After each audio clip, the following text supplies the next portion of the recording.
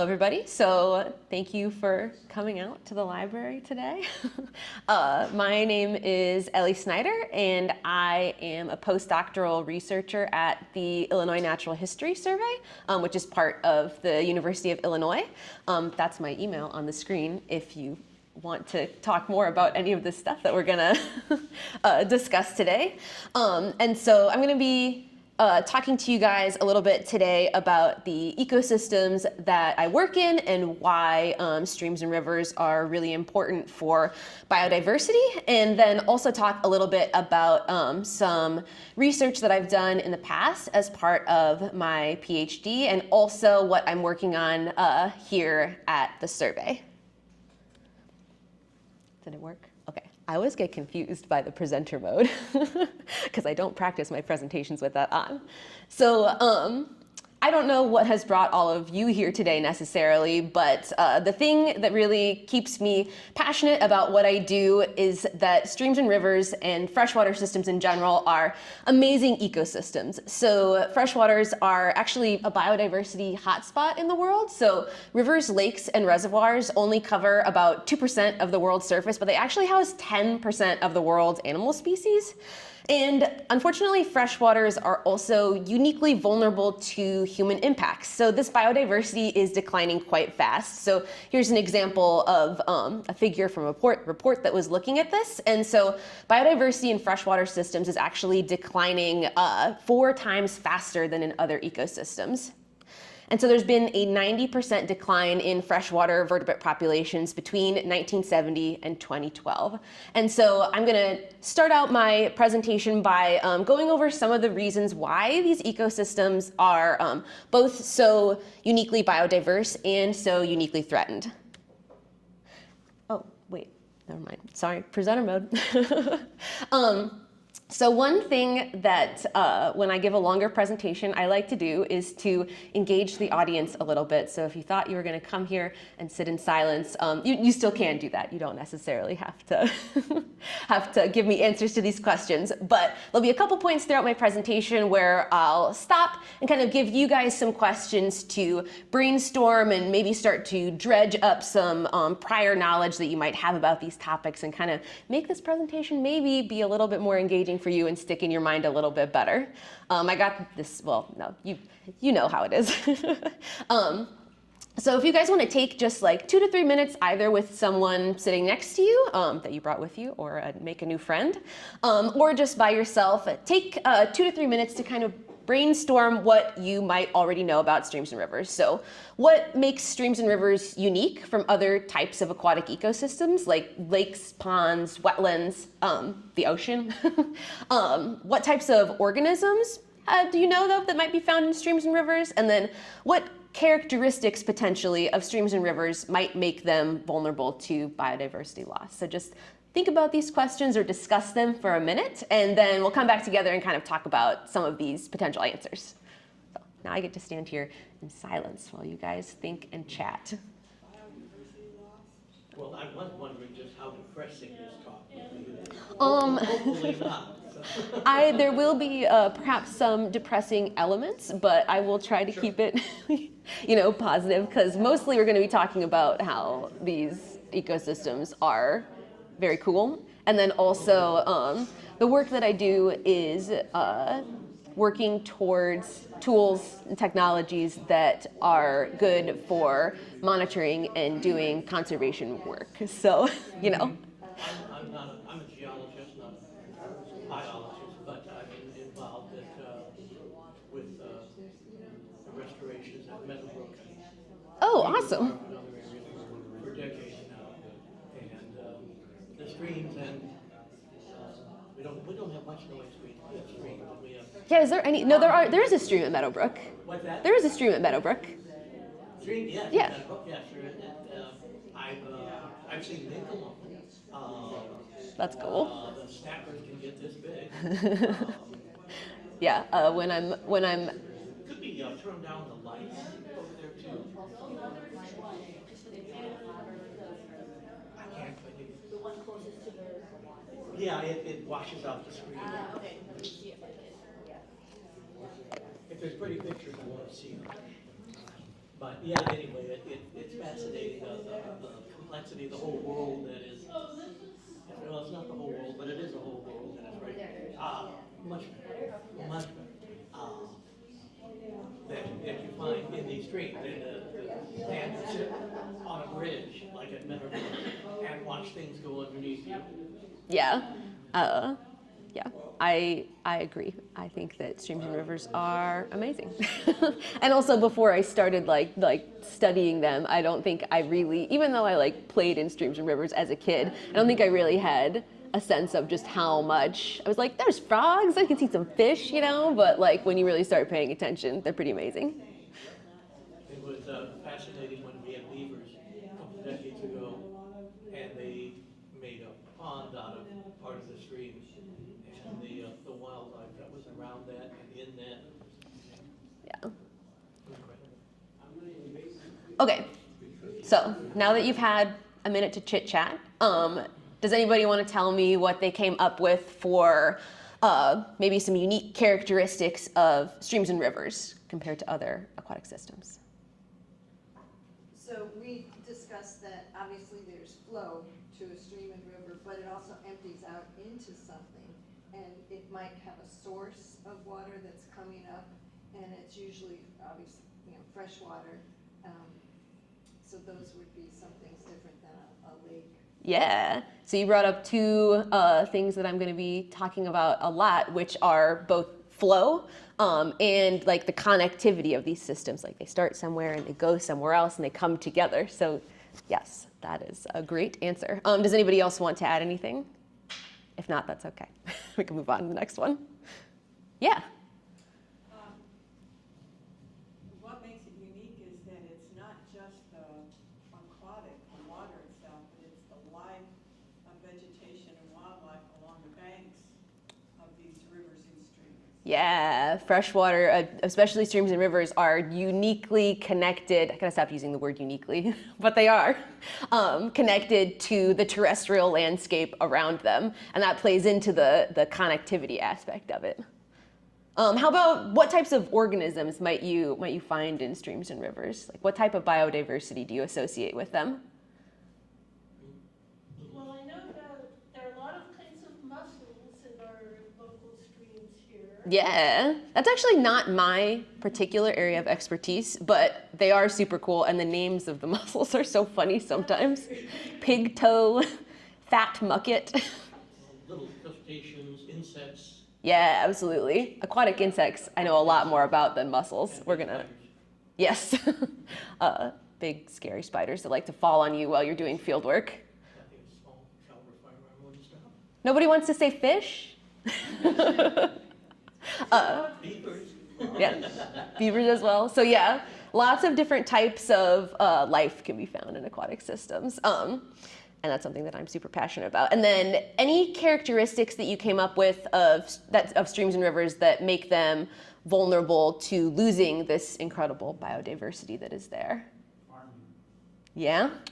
Yeah? Pollution sources in general, everything gets dumped in Yeah. the streams. Yep. And then once it gets dumped in one place, it spreads down the river.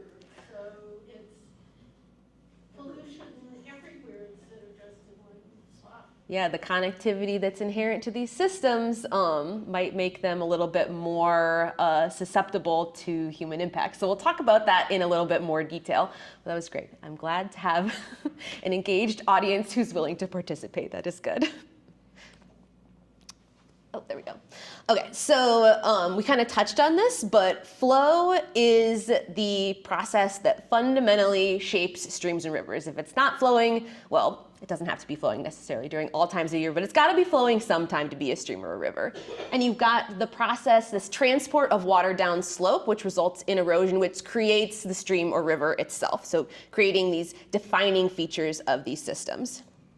And so this flow creates habitat diversity, and we'll talk about a couple of different scales and ways that this happens. So everything down from the micro level all the way up to the macro landscape level, it creates this habitat diversity. Oh, I guess I had some nice pictures of streams and rivers that I messed up the animations on. That's fine. There we go. So I have this quote up here that I really like, which is that freshwater habitats are highly susceptible to environmental change and exhibit marked ecological gradients. So we'll talk about that in a little bit more detail on these next slides. But I just wanted to start off with this picture of, this is the same stream during different times of year, and you can see that the flow is super different. In the first picture, there's somebody down in that stream, it's shallow enough to wade in. And then in this next picture, they actually can't get down there because it's so deep and so turbulent that it's not even safe. So like you've got this same spot in the river, and the flow is so different at different times of the year. And so this fluctuation in flow in streams and rivers creates unique cycles of colonization and succession. So you can imagine that like when a big rain event happens, there might be things in the river would get churned up, things like the plants might be uprooted and go downstream, the fish might have to go to kind of a different location to take shelter. So this unique cycle of colonization and succession is one aspect of streams and rivers that makes the habitats really dynamic and interesting. And so even at, if you can think about those two pictures that I showed, there's also variation. So besides variation in different times of year and different types of flow, there's also flow that varies throughout the water column, creating, even in one cross section of the river, different types of habitat. So the deepest, strongest, or the strongest flow will usually be about 2/3 down in the water column. Then at the surface, it's a little bit slower. And then there's actually a zone along the stream bed where the water and the rocks or sand or whatever is down there meet, where there's a small zone of really slow flow. And there are different types of organisms that adapt to take advantage of the different types of habitats that are present.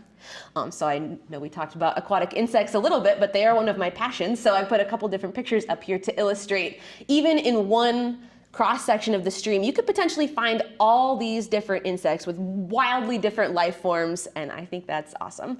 So we have here a burrowing mayfly that actually lives below the surface of the stream bed, so digs down in there and lives its life out there. We have this water penny. It's actually a beetle larva, and you can see it's super flat. You can't even see all of its legs and its eyes and everything are underneath this sort of flat exterior. And so it's one of those organisms that's taking advantage of that slow flow that happens right on the surface of this rock that it's living on.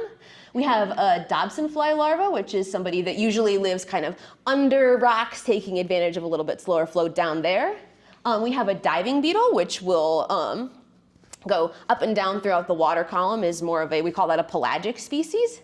We have a caddisfly that takes advantage of the flow by building nets and cases to collect particles from the water column, and then also water striders who are actually sitting on top of the water. So this is just one small subset of the amazing biodiversity that is present in even just one small section of the stream. Because of the way that streams flow, we also get varying habitats at the reach scale. So a reach is just sort of a segment of the river. And so you can have this diagram illustrating here how the patterns of flow through the stream kind of create these different habitats. So we have things like riffles, which is where the water classically sort of babbles over some rocks. The flow is pretty turbulent. You have runs where the flow is a little deeper, less turbulent. A glide, which is actually a shallow area of low turbulence, so something more shallow like a riffle, kind of in between a run and a riffle. And a pool, which is deep and slow, and again, different types of organisms like to hang out in these different environments, and that creates great potential for biodiversity in these systems. So I have a couple examples here as well for freshwater fish. So this is one example of a darter, which is a very small fish, doesn't have a swim bladder, so it's hanging out on the bottom of the stream, usually likes to be in more of a riffly area where the water is nice and flowing. We have a bluegill, which is more classically found in sort of a pool environment. A white sucker, which is a very interesting fish because you can see how it's got that kind of classic catfish mouth. It feeds on the bottom, but it's more of a generalist, so it might be found in a different, in a variety of these habitats. And then a rainbow trout, which isn't naturally found in this area, but people like it, so I threw it up here. And that's one that is another pelagic species, so is more of a water column dweller. So it would like somewhere that's a little bit deeper, but with water that's still nice and flowing. So stream habitats, again, we're moving up in scale. There's even more biodiversity to be found also at the watershed scale. So one thing that I consider myself to be a stream ecologist, and so one thing that we think about a lot is the river continuum concept, which was came up with by this guy, Van Oot, in 1980. And so it's this idea that the way that streams physically come together, getting larger and larger, those changing of the physical characteristics also impacts the biotic community. So you can see, based on this little diagram that somebody drew up in 1980 before people were really taking advantage of computers to make super fancy graphics. But if you start up in a small forested headwater system, things are pretty shaded. That limits sort of the size, the plants and the algae that can grow there. So that's going to be very different from far downstream, where you've got sort of an accumulation of sediment that's built up from all the water coming in from different systems. You have more open canopy where there's lots of like plankton that can be in the water. So at this very broad scale, throughout like the headwaters of a river all the way down to its mouth, like you'll have these big changes in habitat gradient as well, which again enhances the biodiversity that can be present in these systems, creating these different types of habitat. And so here's just one example of this. So this is the Mississippi River up near its headwaters in Minnesota. Looks very different from down at its mouth in the port of New Orleans. So even like you can see the water here is quite muddy, lots of sediment has built up. It almost looks more like a lake at this point than a river. And I also just like to throw up this diagram here, which is an example of how all these different rivers and streams in the US come together to form these really big watersheds. So this is the type of scale that we're talking about. It's quite large.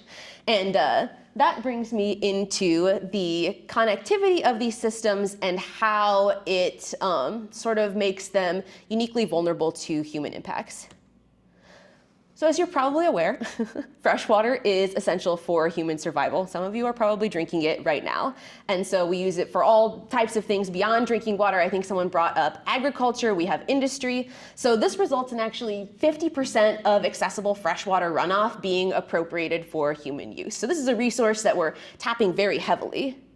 And unfortunately, this means that humans are messing around in these systems quite a lot. So humans are having pretty dramatic impacts on streams and rivers through things like damming, pollution, everything from fertilizer, litter, contaminants, all that bad stuff. Invasive species, where we're bringing in new organisms that are sometimes kind of taking over these ecosystems, drastically altering them. And in urban areas, impermeable surfaces like parking lots, or in agriculture, channelization so that we're not, flooding our fields. And so, unfortunately, this convergence of the incredible biodiversity that's found in streams and rivers, plus these human impacts, results in biodiversity loss. And because of the connectivity of streams and rivers, that really exacerbates these human impacts, which again, I think somebody brought up. So here's, again, I'm giving lots of examples, but the damming of a river not only transforms the river at that spot, but the river as a whole. So you've got things like altering the timing and temperature of flows. If you've got this reservoir, the water in there is colder and then you're letting it out, and that's different from what the organisms in the river are probably used to. Disrupting sediment transport patterns. So if you have the water slowing down before a dam, a lot of that sediment's going to settle out and not necessarily make it downstream to make the Mississippi River nice and muddy like it is in that picture. And sort of an obvious thing, which is preventing animal migrations. Not everything can get up and over a dam. And ultimately, this can cause disruptions as far downstream as the river delta. Another example would be the introduction of pollutants like fertilizer runoff and other organic contaminants from agriculture. So you may recognize this is a picture of Lake Erie during a algal bloom. And so this introduction of extra fertilizer that's running off of fields not only disrupts the local environment, but actually accumulates downstream, degrades the water quality, and can cause things like this harmful algal bloom or the dead zone in the Gulf of Mexico, which you may have heard of. So we have these really drastic human impacts that are happening in these systems. How do we sort of work to combat them? How do we conserve this biodiversity for ourselves and for future generations?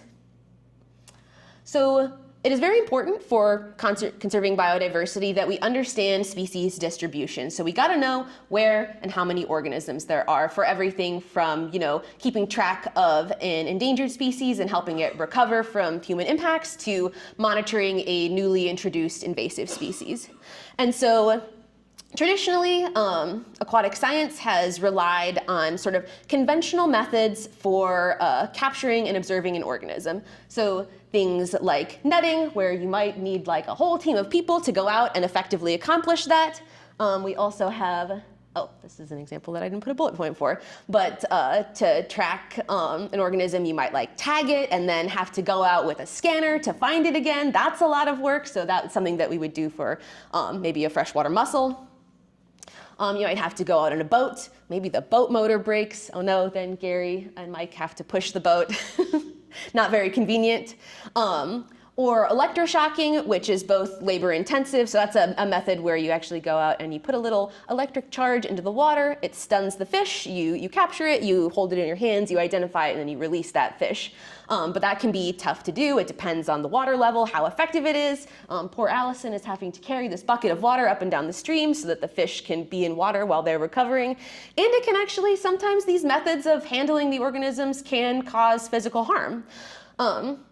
And so the point is that these conventional methods, have their limitations. They're not always 100% effective and 100% good for the organism. And you might know this if you're interested in fishing. Like, the reason people like it is because it's a surprise what you're going to get. It's fun. It's kind of a challenge. But this can be difficult when we're doing science. And so my research is actually on analyzing genetic material that's shed into the environment. So we call that environmental DNA and environmental RNA. And this method of collecting information about organisms could provide, a solution to some of these problems. So before I get into giving you too much information about eDNA and RNA, I want to take another little break to sort of get your brain juices flowing. I've been talking at you for a while.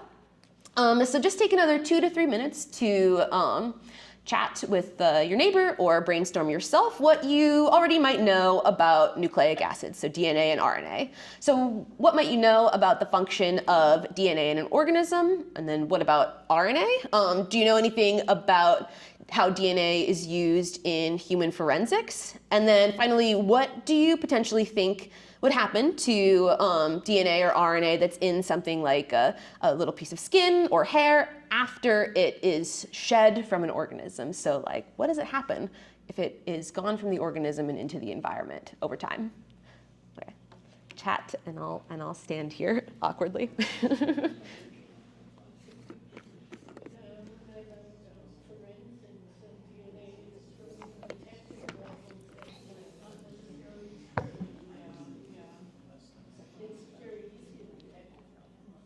I guess this part is probably not the most ideal for an online recording, but oh well.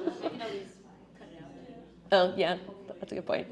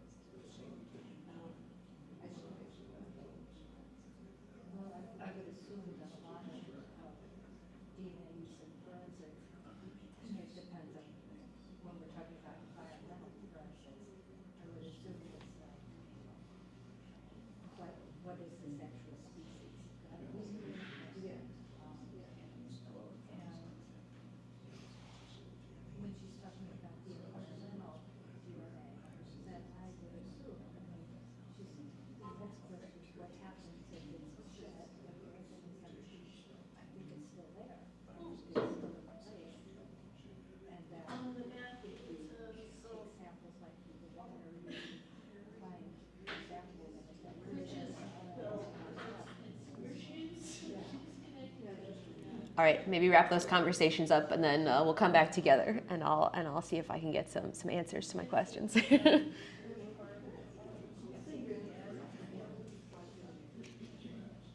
Okay, does anybody want to share what you came up with for the function of DNA in an organism, or RNA, whichever one you want to start with? Well, DNA is used in the replication of a cell. It's also in the replication of the whole organism, sexual DNA. And RNA, I just remember a little bit, but there's a messenger RNA, and it codes from the DNA and brings it over to the mitochondria and does something there. Yeah, so DNA is like in all of our cells. It is that genetic code that tells your body what you are going to be. Are you going to be a person? Are you going to be a fish? Are you going to be someone with brown hair, brown eyes, blonde hair, blue eyes? So it's that key genetic information that makes you you. And then you're absolutely right. So RNA is the translation of DNA, and it can be a messenger between DNA and then other parts of the cell. And it's that translation allows the cell to actually do something with that information. So DNA is more of a permanent fixture in the cell, where the RNA is something that the cell makes, and then it might get translated, and then you don't need it anymore. How about use of DNA in forensics? Maybe I kind of gave this away by saying that we can use DNA to tell us about the organisms in the water, but does anybody want to answer that one?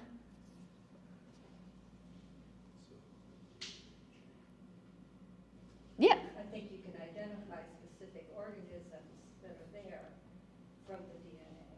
Yeah, absolutely. So like for human forensics, that might be like being able to identify who was present in a particular place at a particular time without that actual person being there. We can do something similar with aquatic organisms, where we don't actually necessarily have to hold that fish in our hand to know that a fish was there and what type of fish it was. And then finally, anybody have any ideas about what might happen to this genetic information after it leaves the body?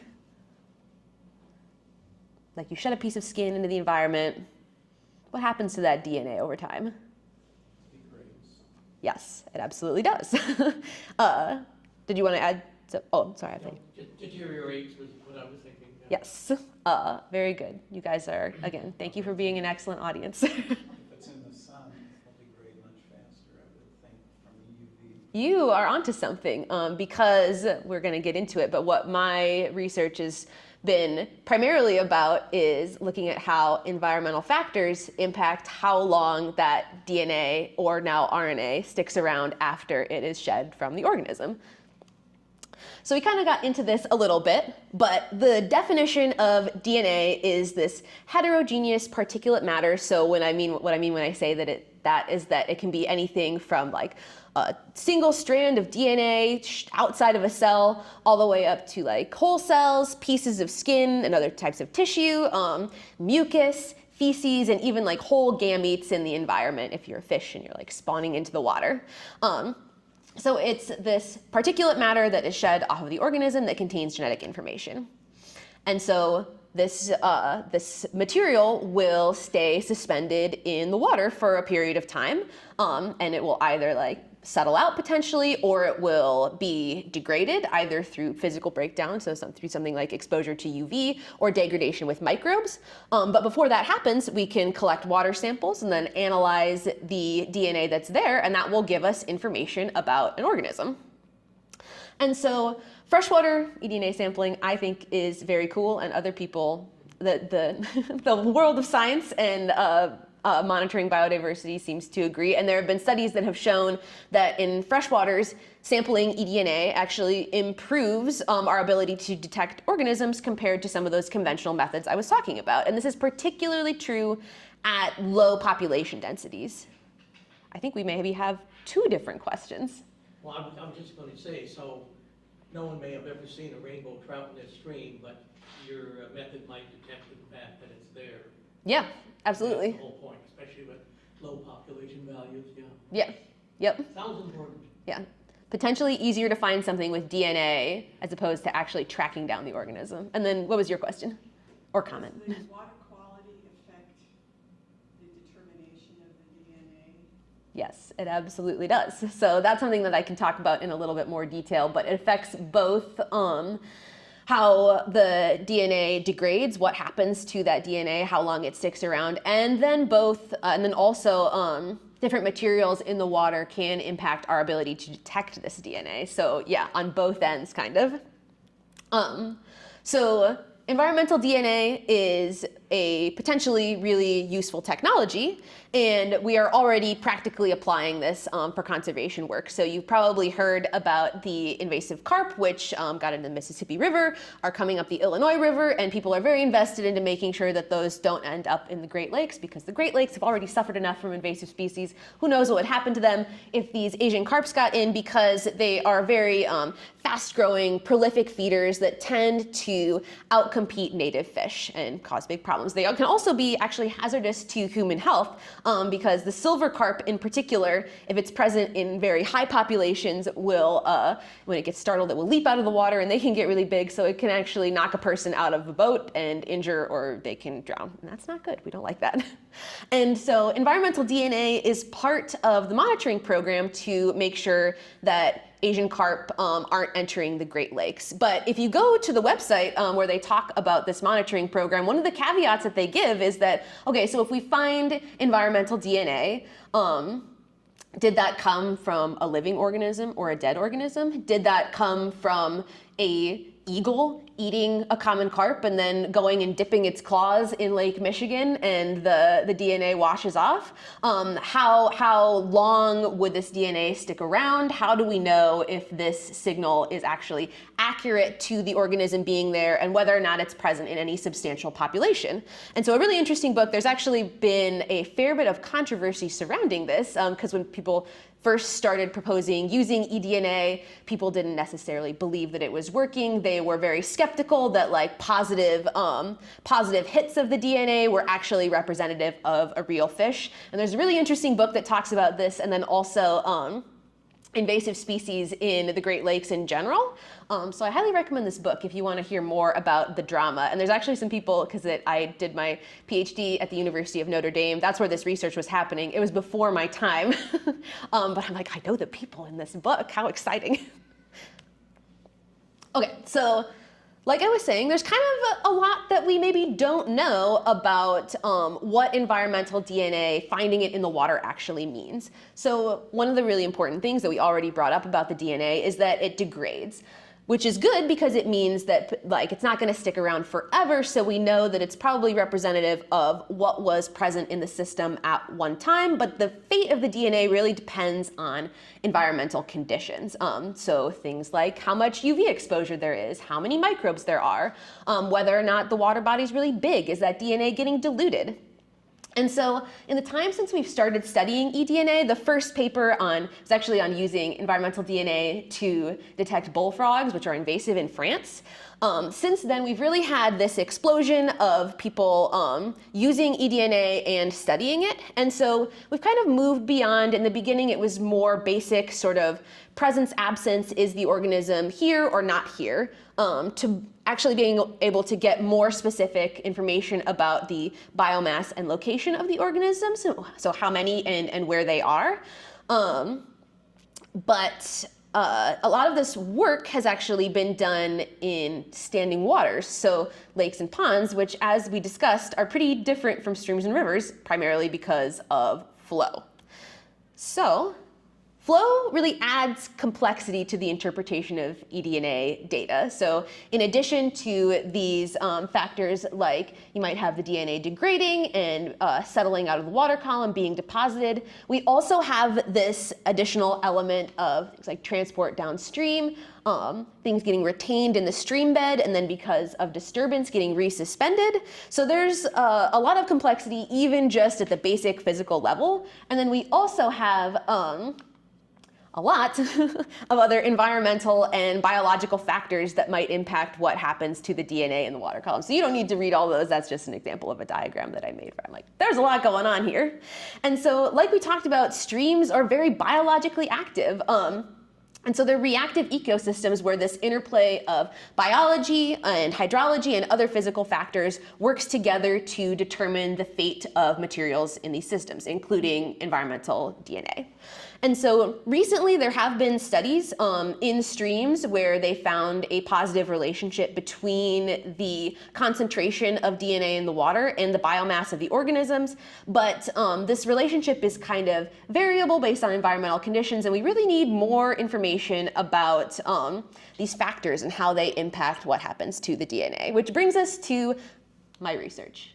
So I, like I said in the beginning, did my PhD and then came here to the Illinois Natural History Survey to work. So I'm going to be telling you now, going a little bit more specific and talking about a study that I did during my PhD, and then also talking a little bit about my current research at the Illinois Natural History Survey. So we're going to get a little bit more like experiment and data heavy, but I've tried to keep it very accessible, just because, you know, I want you to be able to understand and enjoy it. I'm not trying to give you all like a scientific presentation level of talk.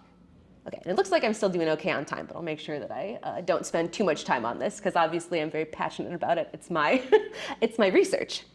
So this prior experiment that I've done that I'm going to tell you about is investigating a question, which is actually what happens to different eDNA particle sizes in a flowing water environment. Where's my things? So we talked about how eDNA is actually a mix of particles, and these can potentially vary in size. So if you think of something like a single cell, that's very different from like a piece of poop that comes from a fish. So just a brief question for you guys. Would you expect these large and small particles to have the same transport patterns in a stream or a river? Yeah, no. So we had this idea that changes in how many of different sizes of particles there are with downstream transport could actually tell us something about where and how many of a organism that we're interested in are. So let me give you a little bit more information about that, because it's kind of maybe a little bit of a complicated idea. But so you have, say, a organism that is producing a concentration of different sizes of DNA. So at the source, you have this one distribution, this different proportion of the sizes. And if those are potentially being removed from the water column at different rates, either due to something like settling or other different factors, you would expect the proportion of those different sizes to change as you move downstream. So if we know something about how this proportion might change, we could take samples along a river, measure this change in proportion, and then actually be able to figure out where the organism was located and also how many were there. So that's a cool idea, but does it actually work in real life? So the question that I was trying to answer with this experiment is whether or not different particle sizes of eDNA have different removal rates in flowing waters. My first hypothesis was that larger particles will have higher removal rates due to faster settling, which you guys, you know, it makes sense. And before I get into my next hypothesis, something that I haven't talked about yet, but that is very present in aquatic systems oftentimes is biofilm. Does anybody know what biofilm is? If not, that's okay. I will give you the answer. Is it the scum on the top? So it can be. Biofilm is basically a community of microorganisms in a polysaccharide matrix, which is a fancy way of saying it is like the slime on the rocks in the river when you try to take a step and you're like, whoa, that's really slippery. That's biofilm. So it's this living community of organisms on the surface of materials. And so we also had this idea that having more biofilm in a stream, and then also the interaction of biofilm and light, would actually increase eDNA removal due to things like the biofilm, the DNA sticking to the biofilm, and also increased microbial activity, so increasing that degradation of the stuff. So how did I go about figuring this out? So I actually did an experiment in a set of 24 recirculating fiberglass mesocosms, which are it's a cool facility that they have at Notre Dame. So we filled these up with water, and here's just an example of what one of those looks like close up. So you can see there's this paddle wheel in the back, and then that will push the water around this flume, sort of simulating transport without necessarily having to have water flowing through, because that's kind of a big a big logistical problem inside. And we wanted to do it inside first so that we could have sort of control over the environment. So we set up this fully crossed experiment on varying substrate and light availability. So we had filled these mesocosms with 3 different types of substrate. So you've got no substrate here, bare substrate, and biofilm colonized substrate. And then we also had 2 different light treatments. So here you can see that there's sort of a shade cloth over some of these, so blocking out light from some of those mesocosms. And so after we set up this mesocosm setup, we did something called an eDNA pulse addition, which is basically where you take a concentrated DNA source, you spike it into the mesocosm, and then you measure how that concentration of DNA changes over time. So we did this transport experiment, went out to a local zoo where they have this moat that's full of a bunch of common carp, just collected, we call it fishy water, brought it back to the streams, added it in, and then we took 200 milliliter small water samples over time. So starting out with a background sample to make sure that we didn't already have carp DNA in our system, which would affect our calculations, and then taking samples over 48 hours. So then just a little bit of details about sample processing and analysis, because I think it's interesting, but if you don't, I'm sorry.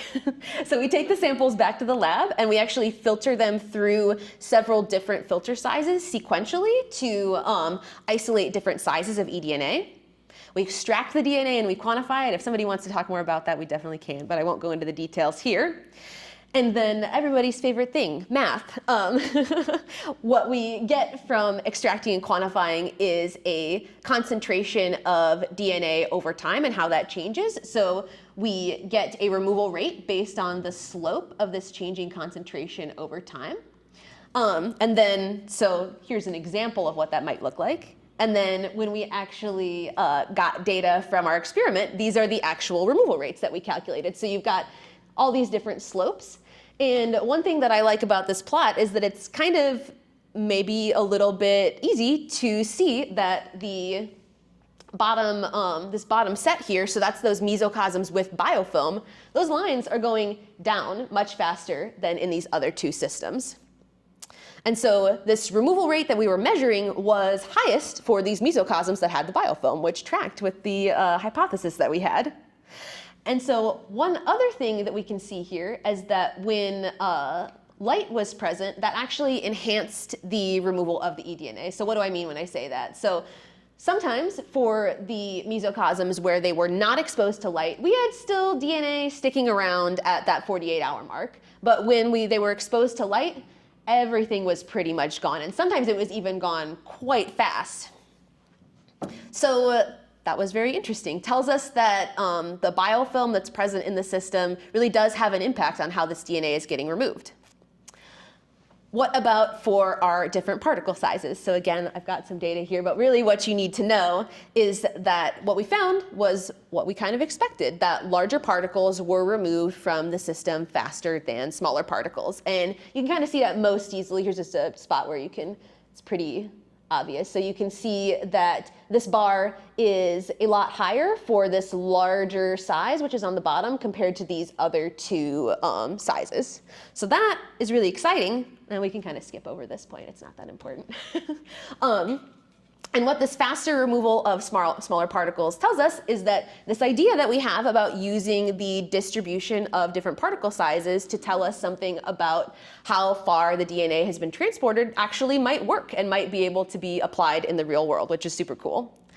So ultimately, the study that I did suggests that we could do this and that this could be a step towards doing a better job conserving, monitoring, protecting biodiversity. All right, I think I'm still doing okay on time. So now I'm gonna introduce you guys to environmental RNA, which we talked about a little bit, but that is the primary focus of the work that I'm doing now. So we sort of already talked about this, but does anybody want to remind me about the difference between DNA and RNA in like the cell? The DNA is what we inherit from parents and what's in every cell, and the RNA is the stuff that translates the instructions from the DNA and makes proteins. Yes, absolutely. So the DNA is that genetic material, and the RNA is the translation of that genetic material to be used in the body. So I don't think that we've talked necessarily about the structure yet, but so DNA, you know the classic double helix. It is a pretty stable structure, whereas RNA is actually a single-stranded molecule. So that makes it inherently unstable, so it breaks down pretty quickly. It's not sticking around for forever, it's temporary. And so previously, the assumption was that in water samples, we were really only going to have DNA. This RNA was going to be breaking down too quickly to be of use. There wasn't going to be any in water samples. But we were wrong. And people have done a couple studies now that actually suggest that environmental RNA is pretty abundant in water samples from aquatic environments, which is interesting. And has led to this idea that actually this rapid degradation of the RNA compared to DNA might allow it to be more accurate to what is actually present in the system. So if you think about maybe like a dead organism is not going to be producing RNA anymore. That RNA breaks down pretty quickly, it's not there. So you could maybe use it to tell if the organism is alive or dead. It could also just be a more accurate representation of like how many of an organism there actually are. And this is true both for, I don't actually know if I mentioned this yet, which was an oversight. You can use environmental DNA both for like targeting of specific organisms, but also for looking at the whole community of organisms. So it seems like this rapid degradation of the RNA might make it more accurate for both species-specific and whole community work, which is exciting. And so the RNA is that translation of DNA into proteins, and so we call that gene expression. And so the fact, or knowing something about what that organism is actually doing at the cellular level can tell you additional information. So something like whether or not a population of organisms has more young or old individuals, or things like toxicology. If the organism has been exposed to a certain toxin, it might have certain RNA present in its cells. But so I've added in here, I showed you this plot earlier. The DNA research has just been booming over time, and RNA is really only just starting to take off. So I was like, I want to study this hot new thing. So I wrote a grant, and it was funded, and I was able to come here back to my homeland, Illinois, to do some work on figuring out whether or not RNA is actually going to be a better tool in streams and rivers than eDNA.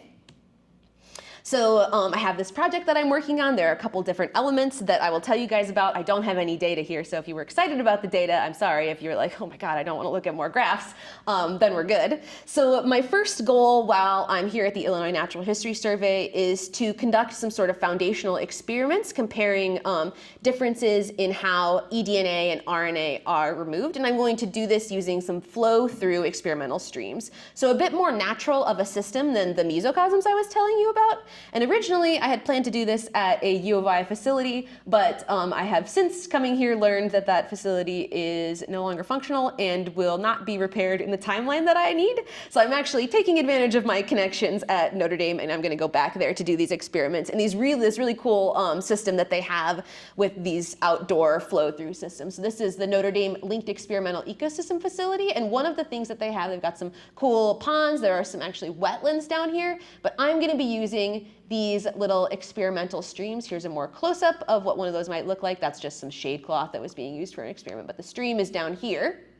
And so this will allow me to get at some questions that I have, which is ultimately, does the fate of eDNA and RNA differ in streams? Because one of the things that we have found in streams and rivers is actually physical trapping in the bottom of the stream is a really important, makes up a really important a large portion of how the DNA is removed. And so if all that stuff is being rapidly trapped in the bottom of the stream, then maybe that faster degradation of RNA isn't necessarily going to matter. So like, if we're going to be using this technology in streams and rivers, we got to know if the RNA is better, because it's actually more complicated to work with RNA, and it's a little bit more expensive at this time. So we got to know if this is going to be useful. And so my first hypothesis here is that eRNA will be removed faster than DNA due to this sort of inherent instability. And also, I think that potentially, if they are removed at different rates, we could even use the ratio of DNA to RNA, similar to the particle size idea, to tell us something about how far downstream that genetic material or the combination of genetic material has been transported. So that will be really cool. And then I also am going to be getting out into the field, which I'm super excited about, and that's going to be happening in the coming weeks. And so I'm going to be taking advantage of this monitoring program that's already going on at the Illinois Natural History Survey, where there is a team that goes around to a bunch of different sites in the Kaskaskia and Illinois River basins to do some comparisons between agricultural lands and lands that are part of the Conservation Reserve Enhancement Program. And I'm the wrong person to ask about the logistics of how that program actually works, but it's basically that landowners will receive an easement for agreeing to not farm or develop this land along a stream or a river, and the idea is that that will improve the aquatic habitat, and there's this team that's going out to do these surveys to see if that's actually true. So they're going and doing these conventional sampling methods that I was talking about, primarily electrofishing, and I'm going to be going out and taking DNA and RNA samples in conjunction with that to see whether or not one is a more close match to the conventional sampling than the other. So I think I already covered some of this, but every summer they have a whole team of technicians that goes out to collect fish. They also survey for benthic macroinvertebrates, so that's insects, but then also other things like crustaceans and stuff that are found in the stream. And I'm excited because these CREP sites are highly diverse in size, habitat, and environmental conditions. So I think I'm going to get some really interesting data to go along with just the fish numbers, DNA, RNA. And so the approach, I also already kind of touched on this, is that I will be going out when this team does their super intensive labor-intensive surveys, collecting bottles of water, going back to the lab, filtering them, and seeing what DNA and RNA is there and how it compares. And this will allow me to answer, again, this question of how do eDNA and RNA compare to each other and to conventional sampling methods. And I expect that potentially because this eRNA might degrade faster, that as far as population size goes, so estimating how many organisms are present in the system, it will be potentially a closer match to this conventional sampling method. I'm also going to be doing some whole community stuff, so looking at all the different types of fish that are there, which is something that I haven't done before and I'm super excited to be learning how to do. And my expectation is that this environmental RNA will also be a more close estimate in terms of the types of fish that are there. Because if you think about the DNA, it might be getting transported from farther upstream than the RNA if the RNA is being removed faster. And so you might be getting organisms in your DNA sample that aren't necessarily an accurate representation of what is at that site. So I'm super excited to be here at the Natural History Survey, digging into some of these questions.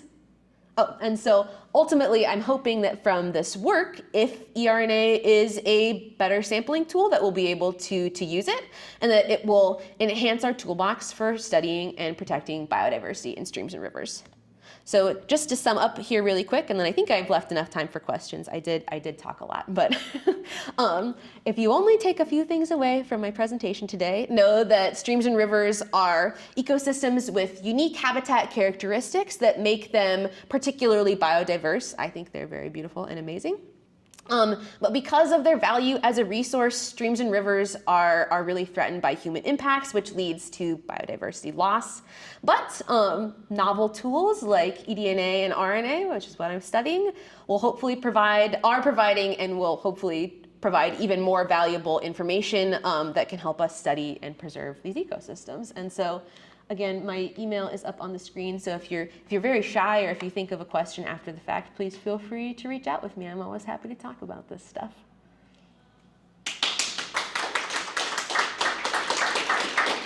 And I think we maybe have a microphone for people to use. I don't know.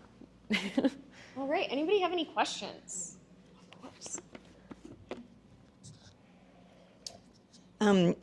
So when you talk about your sampling, you had a slide about the flow of the river. You had there was a sort of a top layer, and then the middle layer was fast, and then the lower layer was slow again.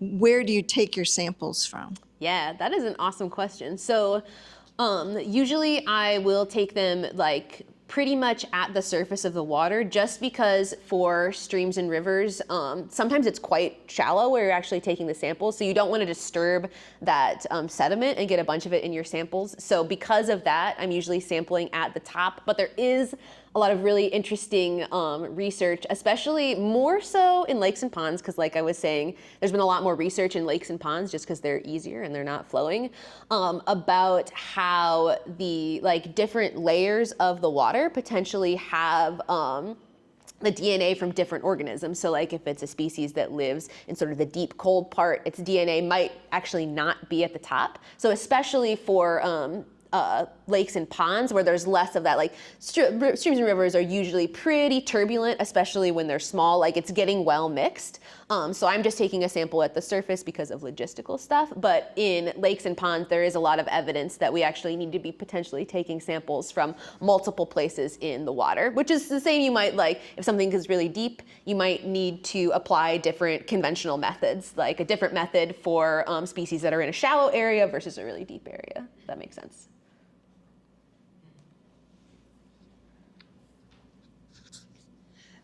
You've talked about the use of the eDNA and eRNA with fish and macroinvertebrates.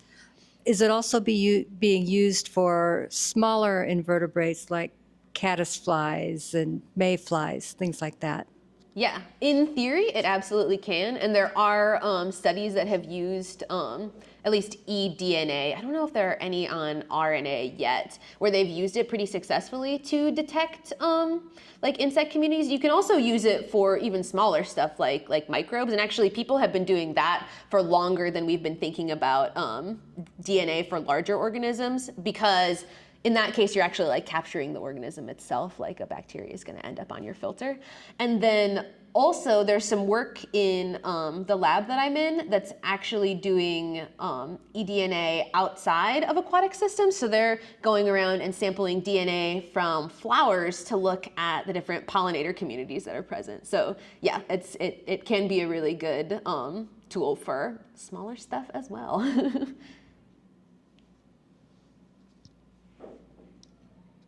Yeah, I'm probably loud enough, I don't need the microphone, I don't know. McCullough Creek at Meadowbrook is a contrived or a constructed creek. It was a prairie swale, basically, and then developers and whatever come in, built over top of it, buried it. North of Windsor, south of Windsor, it was basically dredged out. But that was about a half century ago. Meadowbrook has been a fairly well-established natural area now for a half century. Fully so for about 25, 30 years. And I'd be curious if you ever did any tests there, what you might come up with. I mean, what has moved into it during that time? And I mean, we've had vertebrates like mink and beaver and turtles and others. But I don't know, it'd just be interesting. Is it anything, has it approached anything like normal, natural stream during this time? Yeah, I mean, the shorter answer is that I don't know if anybody, like if there's been any sort of official like monitoring of that. Yeah. The Park District works with university people to do some biodiversity days. So I'd say, yeah, probably something like that has, but I'd be curious to, I don't know what they've come up with off the top of my head with McCullough Creek. And I certainly don't know what this might produce.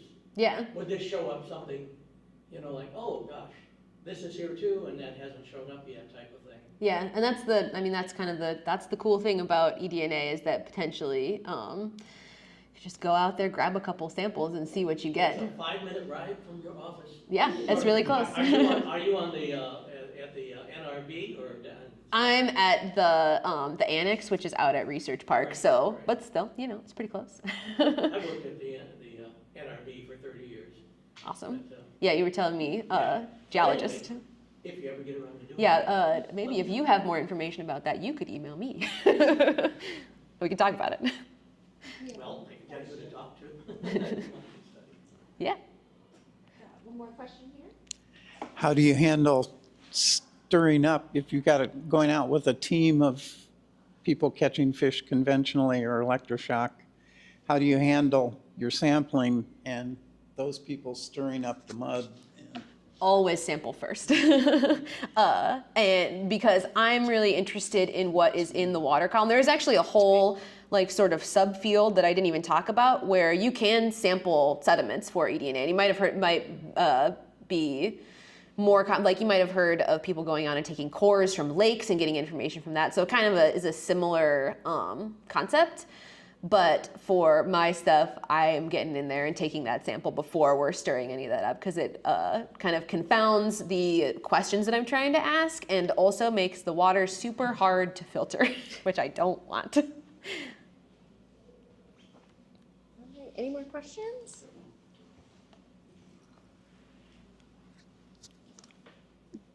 So when you're testing your samples, are you comparing it to candidate species that you think might be there? Do you have to have something to compare it to? Like, for example, when they're doing forensic DNA analysis, they're saying, you know, who does this match on an individual level? So do you have to do the same thing with species? Like, if Bigfoot is in there, do you, you know, does it pop out, or is it just like, well, this doesn't match anything in our database? So I'm trying to think of how to answer this in a succinct way.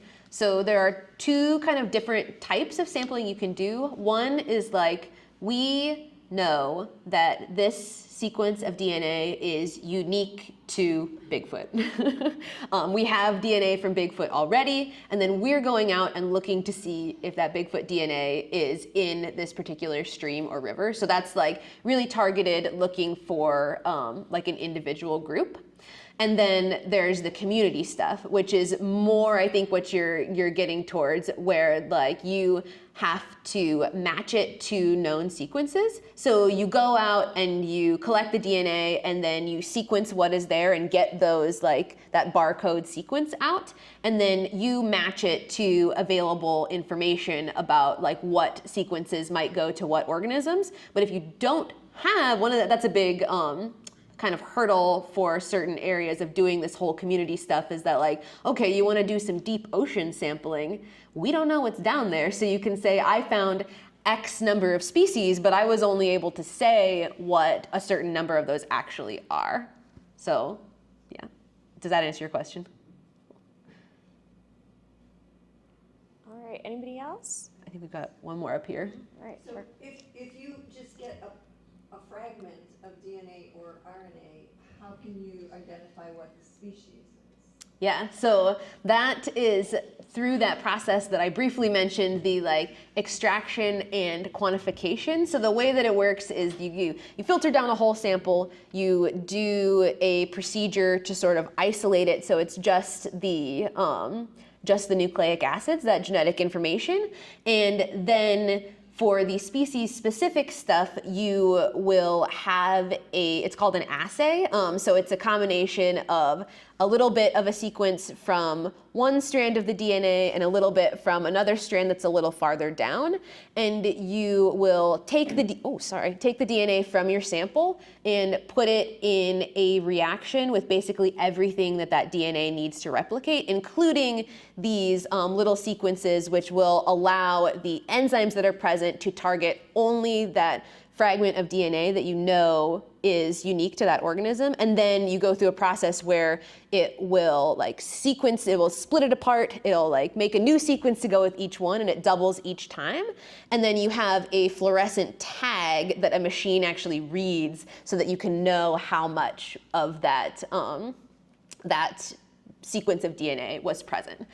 So there's a data bank of all these unique characteristics of all these species? There is information out there about some of them, but that's another problem, is that if you're wanting to study an organism where they haven't developed these like sequences that you can use, it's an assay, and it's a combination of primers and then another thing called a probe that binds on. And so if that hasn't been done, then you have to do it yourself, which is kind of a lot of work because you have to do a lot of validation to make sure that like it's actually specific to the organism that you're working in. And that's both like you do using computer tools and then also like getting actual DNA from different types of organisms and testing it out to see if that assay that you've developed amplifies it. So the answer, there's more and more available all the time, but there's still like some challenges when it comes to like, you can't just necessarily go out there and have an assay available for every organism, but maybe someday. All right, well, thank you guys so much, and another round of applause for Dr. Sider. Thank you guys for being such an excellent, engaged audience. I really appreciate it.